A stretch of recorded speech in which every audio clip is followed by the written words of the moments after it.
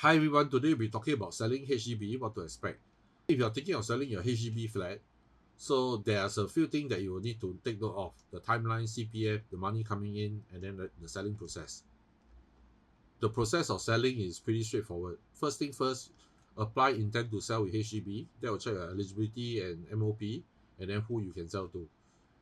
Then from there, once it's approved, engage an agent. The agent will come, take photos, take home video tour, find out more about the home, and then to market it on real estate platform and social media platform. They will also check a recent transaction price around the area of similar flats and also do an estimated valuation of your flat so that you will know how to price it correctly. From there, it will attract all the viewings from buyers, and then when the buyers come, they will negotiate the offer on your behalf and to try to get the best offer for you. Once the best offer is achieved and you're acceptable, OTP will be issued to the buyer and they will exercise the OTP and submit to HDB for approval. Once approval has been gotten, then there will be a process of waiting for completion, and then after that, keys handover. We'll talk about a little bit about the timeline later in the video. But before all this, the selling process is actually very straightforward. But normally when I meet my clients, the first thing I always ask is, what are their plans after selling? Some people may be quite straightforward. They may have already applied for BTO and they are collecting the key soon. Or some people may be intending to buy a resale HDB or condo. Then you will need to time properly in such a way that to make sure that the CPFs come into your account so that you can use it for your next purchase. And then after, of course, there are some people who don't even have any worries because either they intend to rent first or they're moving to stay with the parents. That'll be the easier case. So there's also a case that, if let's say you're buying the next place and then you need time to renovate the next home, you will need to request for extension way before you sell the house because the buyer have to agree to your extension first. So the timeline of selling the HDB is actually pretty long, to be honest. So in the first few weeks, it's going to be preparation. After your intent to sell is approved, there'll be preparation, and then after that, market units. From there, it might take 2 weeks to 1 or 2 months to sell the flat, depending on the number of viewings and how many offers you get. So if the buyer comes, you only need 1 day to grant the OTP. After you grant the OTP to the buyer, he has 21 days to exercise the OTP. If he don't exercise, he forfeit the deposit that he has. After he exercises the OTP, it will be submitted a resale application on both sides. From there, it will take about maybe 2 weeks for HDB to approve the submission and acknowledge. Then the whole process will take about another 8 weeks for the thing to be completed. All the legals and stuff will come in. And then all in, after the completion, that will be when you hand over keys.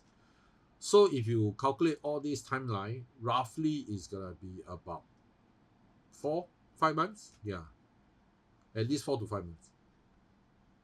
CPF. So we will also do the calculation for CPF sums before even marketing the home because we have a price that we projected to sell.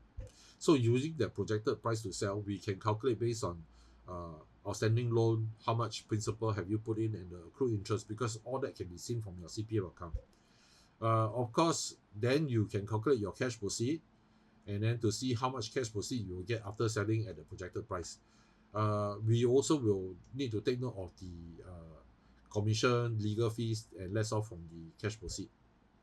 That will give you a final figure of how much cash you will have and how much CPF you can use for the next purchase. So that will be calculated even way before we market, so that at least it's not going to be a shocker after you sell and then you realize you don't have enough funds for your next home. So the thing about expectation, a lot of owners will normally tend to compare of selling price of other units in the area of similar layout. But every flat is different. So some are renovated, some are not renovated, some are high floor, low floor. So the thing, as much as we try to market it as high as possible, we still need to manage the expectation because different homes are all priced differently. But of course, we will normally tend to try to get the best offer for the home. If we can achieve way above valuation, definitely we will try to achieve it for you. But it all depends on the buyer sentiments.